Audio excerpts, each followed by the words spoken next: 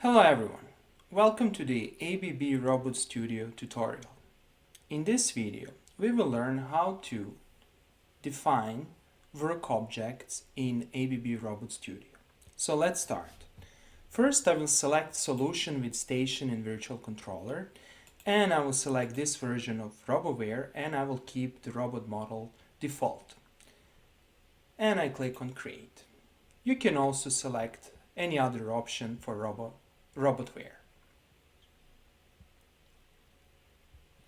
So the first step that I explained in my previous video, and a link to this video you can find in the description below, is to define an artificial end effector.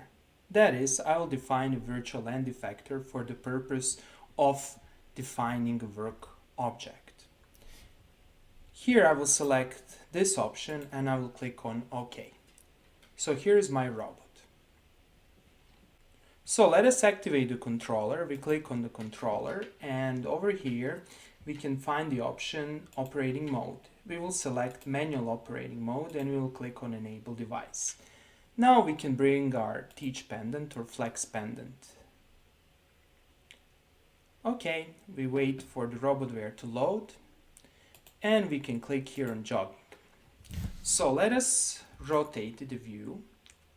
I'm rotating the view by pressing Ctrl Shift and the left mouse button. And let us bring this last link or the last segment in the horizontal position. So I will do that by finding the last segment is the segment 5. So I will click over here and I will see that if I use these arrows, I can bring my link in approximately 0 position. You have to be careful here, just do click by click, and here it is.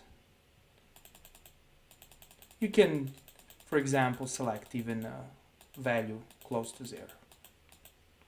Okay, so this is approximately 0, or we can bring it exactly to 0 by playing with this button. And the next step is to define our end effector.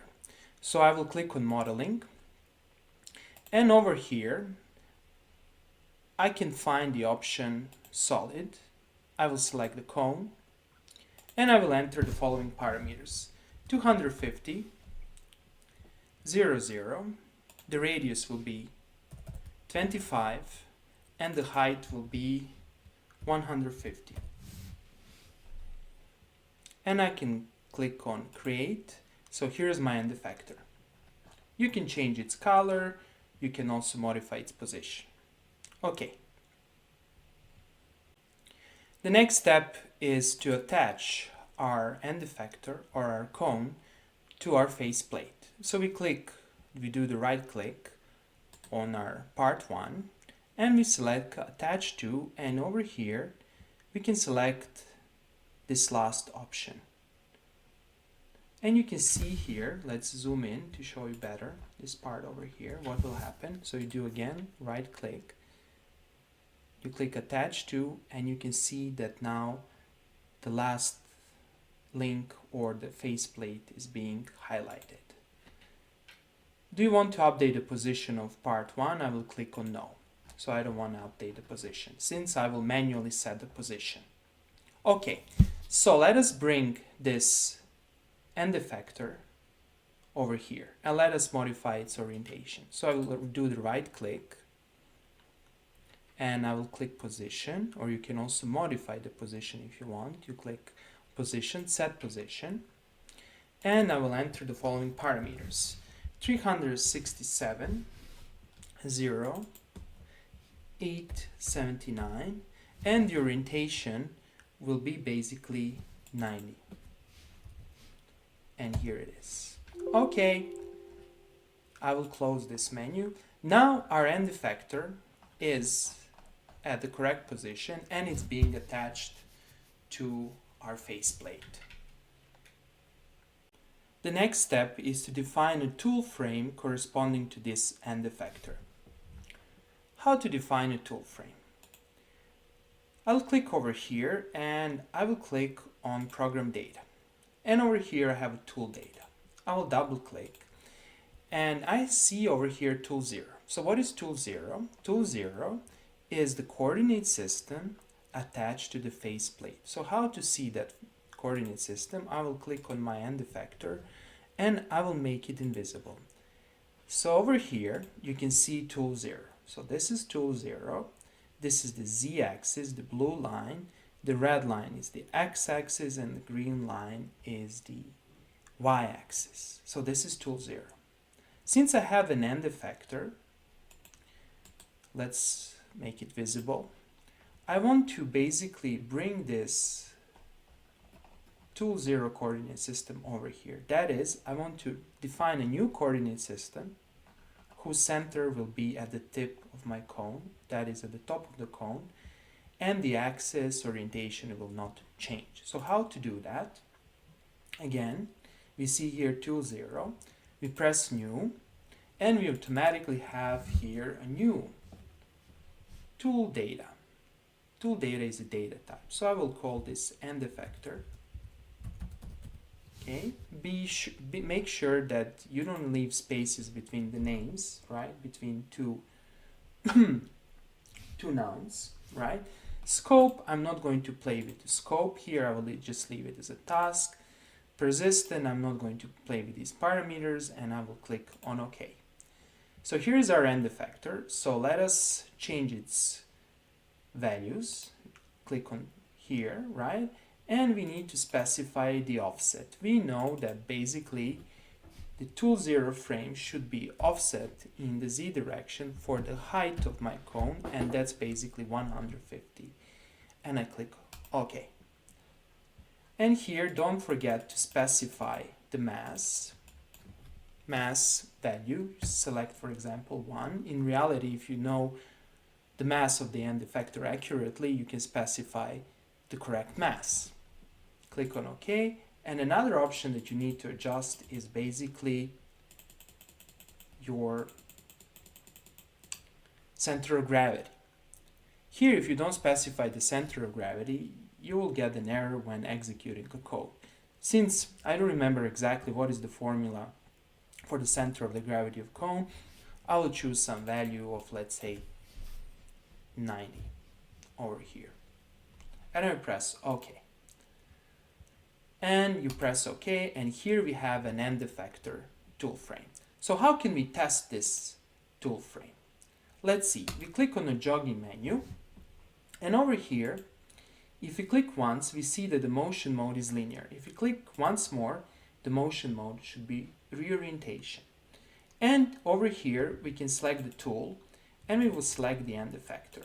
So let us see now what happens if we start to jog to move our End Effector. So what happens here, in the reorientation motion mode, this point is being fixed, and the End Effector rotates around this point. This means that we have properly defined our tool frame.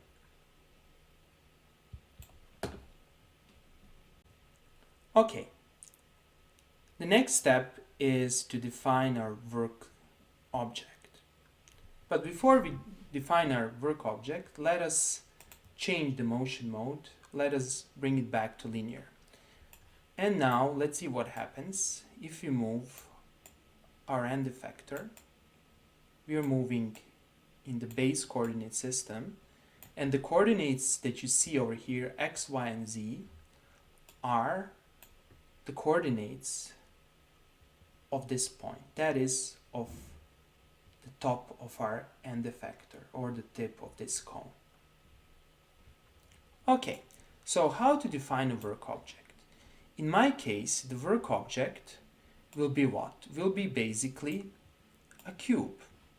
That is, it will be, to be more precise, it's going to be a top plane of the cube where the coordinate system, work object coordinate system, will be at one of the corners of the cube. X and Y axis will be in the directions of the edges. So let us define our work object. You click here, and when you want to define any type of data type, you will click on program data, and here you will select work object data. So I have work object 0. This work object 0, let's see what it represents. This work object 0 is basically 0, 0, 0. Rotation is 1 on 0, 0. It corresponds basically to our base coordinate frame. I cannot modify work object 0, so I need to define a new work object. But before we define a work object, let us model it.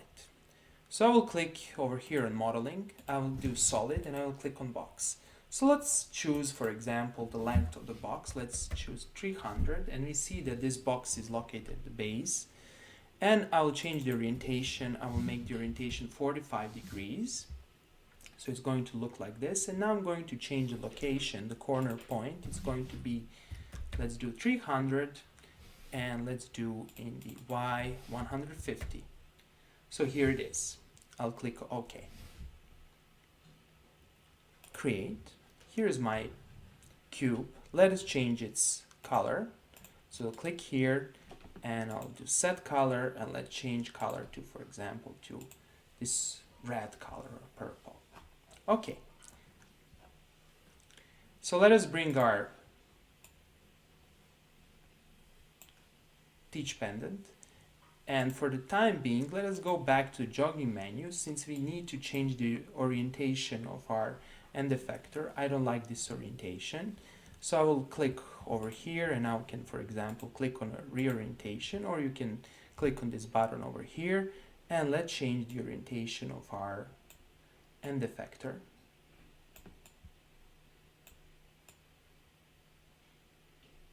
Okay, let us bring it in this position, approximately horizontal position, actually vertical position.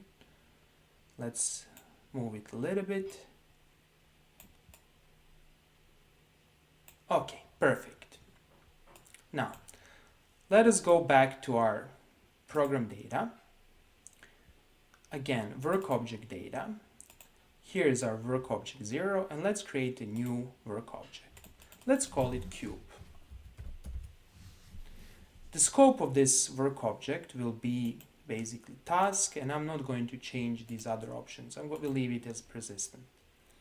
And I will click on OK. Now, if you see here, you can see that its values correspond to values of the work object 0.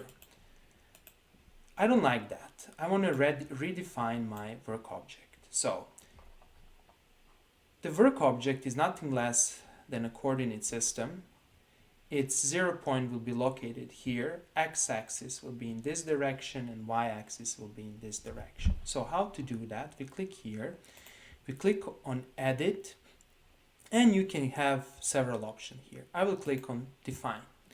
Here you choose the method. I will choose the 3-point method, since this is a standard way of defining work objects or user frames in robotics. So what I will do, I will specify the 0 point. This will be user point x1. I will specify the point on the x-axis. This will be this point over here. And I will specify the point on the y-axis. This will be a point on this edge. That is, 0 is here. Another point is at this edge, and the third point is on this edge. So let's do that. So I click over here. This is my user point, and then what do? I jog my, basically,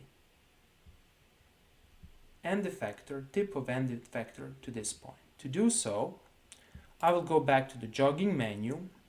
I will make sure that I'm not in the orientation mode. You can click over here, click on the linear mode, and then you can basically jog your end effector to the proper position. We can rotate a little bit to see it better. Maybe from this side we can see it a little bit better. And then we move our end effector to specific point. Maybe from this angle we can see it better.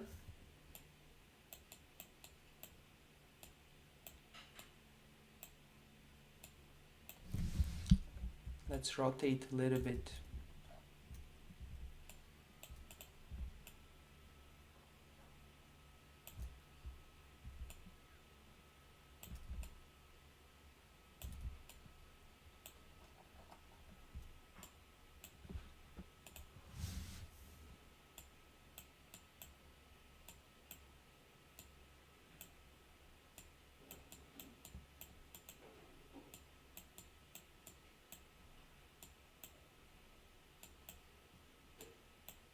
Okay, let us see now. Are we at the correct position?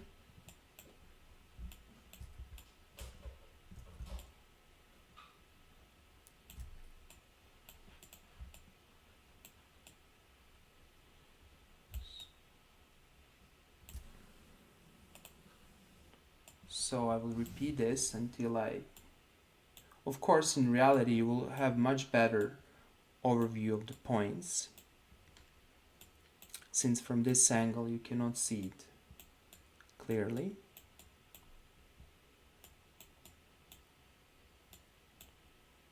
Okay, so here we can see that we are basically hitting our cube, and that's not good. So here the challenge, as you can obviously see, is that you move your end effector in Cartesian coordinates, and the orientation of this cube is not along x, y, and z axis. It's basically rotated for 45 degrees. That creates several issues that you can observe over here. So let's kind of move a little bit, and we can basically observe over here that we are approximately at the correct position.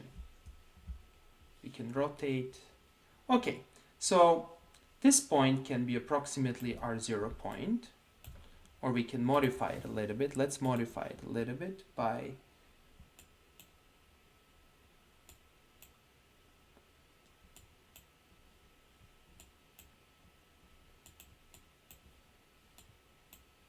okay, so let's rotate again.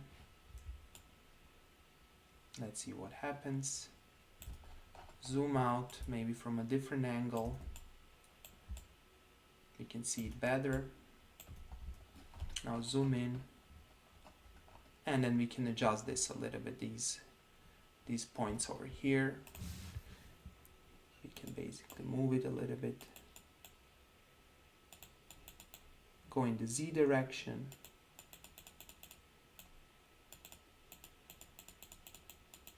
Okay, so this is approximately the corner of the cube. Now, we go back to our basically work object frame definition, and we will simply click here on modify position. Now, this position or this point is being recorded as the first point. Now, the next step, we will simply move the end effector along this edge. So we just need to find one point on the edge. So let's do that. Maybe from this angle we can do it. We can see it. Okay. Okay, so approximately this can be our second point, and I can click again modify position to record that position. And let's find the third position or third point that's being located on this edge. So let's do that. Here it is. Let's zoom in. Approximately this can be the point. And we will simply click on modify position. And we click on OK. Okay, so let's see what happens. Here, what can we observe? We can observe the following. X, Y, and Z represent basically the center of our work object. We can see that the center is approximately located at the position of 305, 151, and 292. And that's approximately the coordinates corresponding to this point, since we have defined our cube at the beginning of this video. Okay? So this is the first observation. The orientation, again, another thing that's very interesting. If you scroll down, you can see the orientation. The orientation is approximately 0.923, and you can see another value, 0.383823, and these values should correspond to the rotation for 45 degrees expressed in quaternions. Okay, now let us verify that we have properly defined our work object. So how to do that? Let us click on the jogging menu and let's see what happens now if we jog our robot or our end effector. So basically, by pressing this button, I'm moving along the y-axis. However, the y-axis corresponds to the base coordinate system. So this is the y-axis, and I'm moving along the y-axis. Okay, but I don't want to do that. Namely, I have defined a work object, and when I press my linear option, I want my y-axis to be along this edge. I want my x-axis to be along this edge, and I want my z-axis to be perpendicular to the work object. So how to modify that? Well, over here, you need to change your coordinate system. You should click on a work object, but that's not the whole story, since now the work object is work object 0, so you have to click here and have to modify cube. Okay, so let us now move and let's see what happens. Now my y-axis shouldn't be the y-axis in the base coordinate system, this should be the y-axis. So let's change the y-axis. Let's see what happens. You can see that my end effector moves in the direction parallel to this edge. Good sign. Let us bring our end effector, or the point of end effector, to 0, 0 point. Let's see what happens. Okay, this is approximately 0, 0, 0, and we can see that this is approximately, that the position is approximately equal to the point over here. That is, to one of the corners of the cube. And this is exactly where our work object coordinate system is located. Okay, so let's move along the x direction. We should go down. We should press this button. So this is our x direction. Perfect. Let's move along the y direction. Y direction should be this one. Perfect. And let's move in the z direction. Z direction should be perpendicular to the work object. So here it is. Now we have defined a work object that is this plane, right, of the cube with the axis, x-axis in this direction, y-axis in this direction, and z-axis in the direction perpendicular to this plane. And this is our work objects.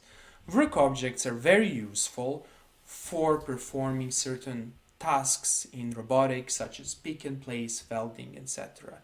And this is a very useful skill that's being used in many applications. Okay, that would be all for today. Thank you very much. If you like this video, please subscribe or support my channel. Thank you very much and have a nice day.